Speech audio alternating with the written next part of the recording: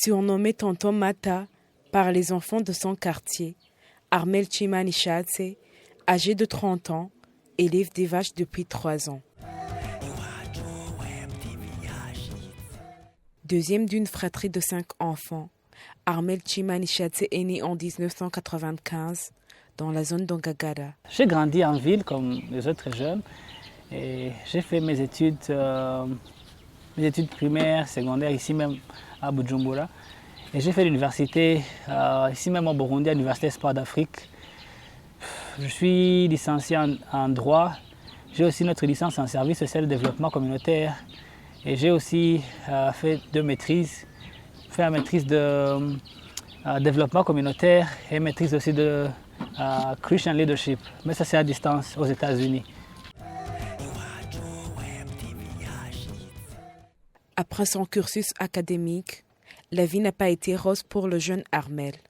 Il opte alors avec ses maigres moyens de se lancer dans l'élevage plutôt que de rester bras croisés. J'ai commencé l'élevage juste après ma formation universitaire, juste après mes diplômes de licence. Je me croyais qualifié pour avoir du travail parce que je me disais j'avais deux licences, j'avais un peu d'autres compétences.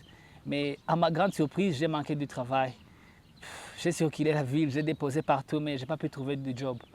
Et tout ce que j'ai pu trouver, c'était le travail à temps partiel, les petits jobs. Et là, après, je me suis retrouvé sans travail, mais j'avais juste l'argent pour m'acheter une seule vache. Mais j'ai dit, mais je ne veux pas continuer à demander de l'argent pour le transport, ou pour les unités.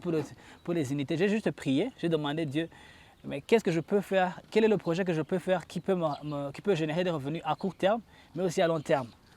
Et bouf, il est venu cette idée de faire l'élevage. Et c'était vraiment fou parce que on ne me croyait pas, on croyait que j'étais devenu fou. Mais comment est-ce qu'un jeune de la capitale peut faire l'élevage? Où est-ce que tu vas faire cet élevage? Et il y a eu beaucoup de découragement, il y a eu beaucoup de la part de mes proches, part de la famille, de la part des amis, de la part des gens qui étaient autour de moi. Mais j'ai persévéré, j'ai continué.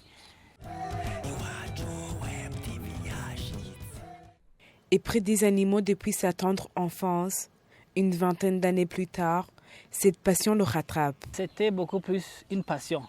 Pour moi, les animaux, c'est une passion. Quand j'avais, je pense, 5 ou 6 ans, mon père élevait aussi, il y avait une ferme, il y avait des vaches. Et des fois, j'allais voir les vaches avec mon père.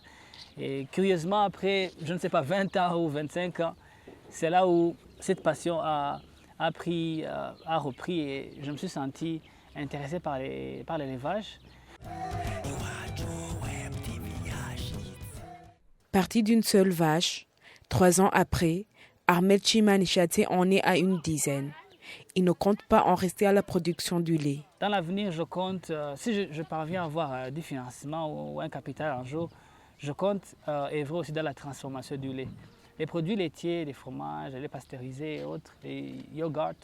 J'ai un projet de transformation du lait pour pouvoir créer comme un centre de collecte du lait et de transformer le lait.